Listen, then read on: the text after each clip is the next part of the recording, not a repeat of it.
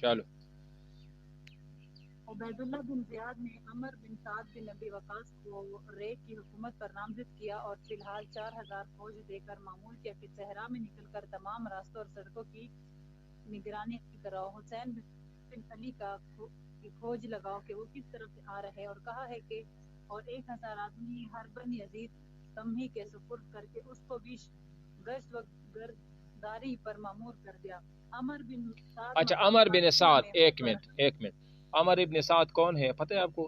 عمر بن سعد اور سعد ابن ابی وقاص کا بیٹا تھا، ٹھیک ہے، ایک یہ دوسری یہاں پر نام آتا ہے حر بن یزید تمیمی، یہ وہی حر بن یزید تمیمی ہے جو اصل میں تو پہلے سے تھا یزیدی لشکر میں، لیکن بعد میں جب ان کو حقیقت کا پتہ چل گیا کہ میں کیا کر رہا ہوں تو پھر حسین لشکر کے ساتھ شامل ہوا اور پھر دوسری طرف یہ شہید بھی ہوا تھا۔ چلو، اور رے جو علاقہ ہے نا، رے علاقہ یہ کہا جاتا ہے یہ ایران میں ہے، خراسان ایران کا جو علاقہ ہے وہاں پر ہے۔ چلو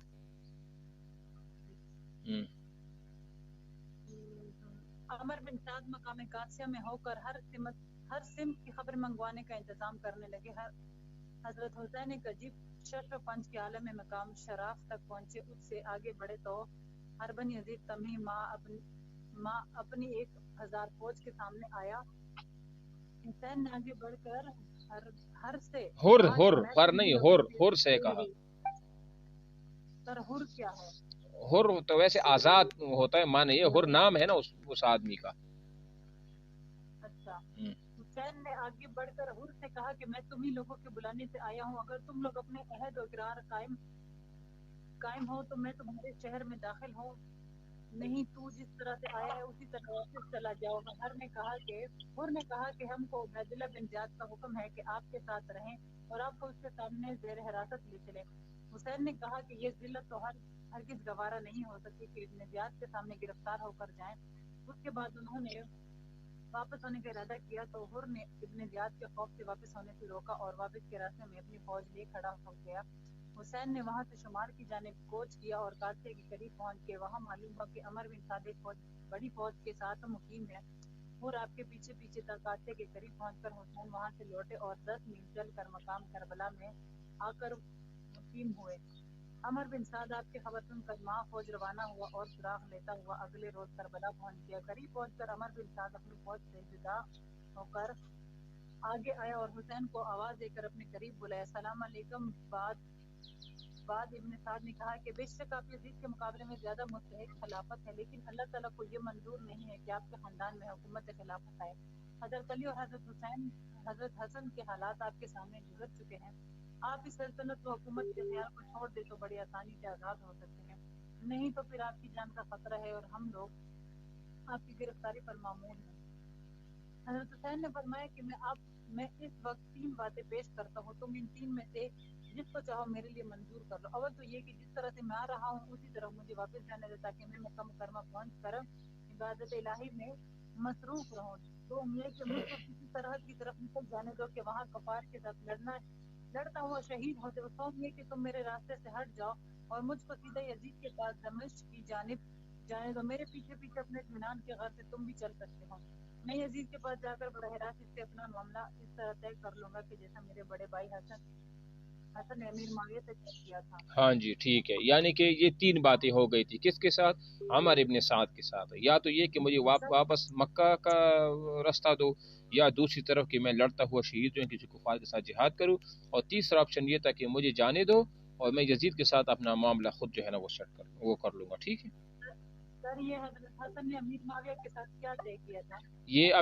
یہ جو امام حسن اور حضرت امیر معاویہ کے درمیان جو صلح ہوئی تھی نا، صلح جس کو صلح معاویہ صلح حسن بھی کہا جاتا ہے، ان کی کچھ شکی بھی تھی، یہ بات ہم پڑھ بھی لیں گے کہ جب حضرت علی شہید ہوئے تو حضرت علی کے بعد 3 مہینے یا 6 مہینے وہ بھی خلیفہ رہے تھے، امام حسن رضی اللہ تعالیٰ عنہ، لیکن بعد میں جب ان کو پتہ چلا کہ ملت اسلامیہ مزید اس طرح خونریزیوں کو برداشت نہیں کر سکتا اور امیر معاویہ تقریباً زیادہ سے علاقوں پر ان کا قبضہ بھی تھا، تو انہوں یہ دستبردار ہو گئے، امیر معاویہ کے سامنے دستبردار ہو گئے تھے، ٹھیک ہے۔ اور اس چیز کی پیشن گوئی بھی آپ علیہ السلام نے دی تھی۔ ایک دفعہ آپ علیہ السلام ممبر رسول پر تھے یا مسجد نبوی میں بیٹھے ہوئے تھے، اس وقت امام حسن چھوٹے تھے تو یہ آ رہے تھے، تو آپ علیہ السلام نے فرمایا کہ یہ جو میرا بیٹا ہے نا، یہ میرا بیٹا حسن، یہ 2 مسلمان گروہوں کے درمیان کیا کرے گا؟ صلح کرے گا. تو اس پیشن گوئی نے بھی تو پوری ہونا تھا، اس پیشن گوئی نے بھی.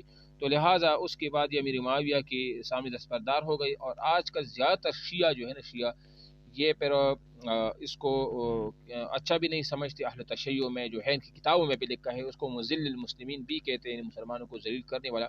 بہرحال یہ تو تاریخ کا ایک حصہ ہے کہ صلح جو ان کے ساتھ ہوا تھا. بعض اس میں یہ بھی تھا کہ امیر معاویہ کی وفات کے بعد جو خلیفہ ہوں گے وہ امام حسن ہوں گے.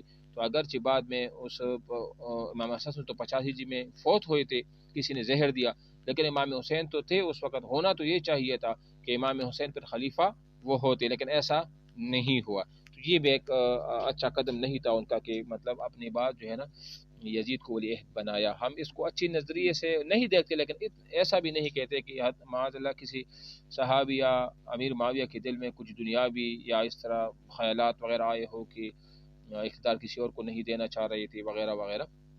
لیکن بہرحال ہم اس چیز پر سکوت کر لیتے ہیں کہ جو ہو گیا سو ہو گیا. لیکن یہ ہے کیونکہ ہم صحابہ کو تاریخی افراد کی شخصیات کی حیثیت سے نہیں دیکھتے. صحابہ تاریخی شخصیات نہیں ہیں، صحابہ قرآنی شخصیات ہیں. کیا ہے؟ قرآنی شخصیات ہیں. قرآن نے جن کو جیسا کہا ہے نا، رضی اللہ عنہم ورضوا عنہ، بس ہم اسی پر ہمارا بھی ایمان ہے. باقی یزید فاسق بھی تھا، فاجر بھی تھا، شرابی بھی تھا وغیرہ وغیرہ، یہ ہمارا ایمان کا حصہ ہے کہ ہم اس کو اس طرح سمجھتے، لیکن اس پر کفر کا فتویٰ بھی نہیں لگاتے. چلو، سر یزید کو قاتل بھی کہہ سکتے ہیں؟ ہاں، قاتل حسین تو کہہ سکتے ہیں کہ آپ اس طرح کہیں قاتل حسین پر لعنت ہو، قاتل حسین پر، کیونکہ یزید نے ڈائریکٹلی اس کو انوالو نہیں تھا. یہ بھی حقیقت ہے، تاریخ نے تو اس چیز کو محفوظ کیا ہے نا کہ ڈائریکٹ جو ہے نا یہ یزید نے اس کا حکم نہیں دیا تھا امام حسین کے قتل کا، بلکہ یہ تو وصیت بھی کی تھی. امام یزید کو کس نے وصیت کی تھی؟ امیر معاویہ نے، کہ آپ کے خلاف 3 آدمی آئیں گے، عبداللہ بن زبیر، امام حسین اور ایک تیسرا تھا. تو یہ آپ کے سامنے آئیں گے. تو کہتے ہیں عبداللہ ابن عمر سے تو کوئی خوف والی بات نہیں ہے، عبد الرحمن ابن بکر میں ذاتی اتنا حوصلہ نہیں ہے. ہاں، آپ کے سامنے امام حسین ہو کر لوگ کوفی والے امام حسین کو آپ کے خلاف کھڑا کریں گے. یہ پہلے نصیحت کر کے فرما گئے تھے. کون؟ امیر معاویہ. لیکن کوفی والے کیا ہیں؟ یہ غدار ہے. لیکن میری ایک بات سنو کہ اگر آپ نے اس کو گرفتار کیا یا اس پر آپ کو تسلط ہوا تو آپ نے ان کے ساتھ نرمی کرنا ہے، اس کو کچھ بھی نہیں کہنا امام حسین کو، امیر معاویہ کی نصیحت ہے. اور عبداللہ بن زبیر کے بارے میں ان کو یہ کہنا تھا کہ جو لومڑی کی چال چلے اور شیر کی مانند حملہ کرے، وہ اگر سامنے آ جائے اور آپ نے اس پر قابو پا لیا تو پھر اس کو قتل کر دینا. یہ تاریخ نے ان چیزوں کو محفوظ رکھ دیا ہے. ٹھیک ہے، چلو. عمر بن سعد یہ سن کر بہت خوش ہوا اور کہا کہ میں بطور خود کوئی پختہ جواب آپ کو اس معاملے میں ان باتوں کے متعلق نہیں دے سکتا. میں ابھی عبید اللہ بن زیاد کو اطلاع دیتا ہوں، یقین ہے کہ وہ ضرور ان میں سے کسی ایک بات کو منظور کر لے گا. عمر بن سعد بھی اسی میدان میں خیمہ زن ہو گیا اور ابن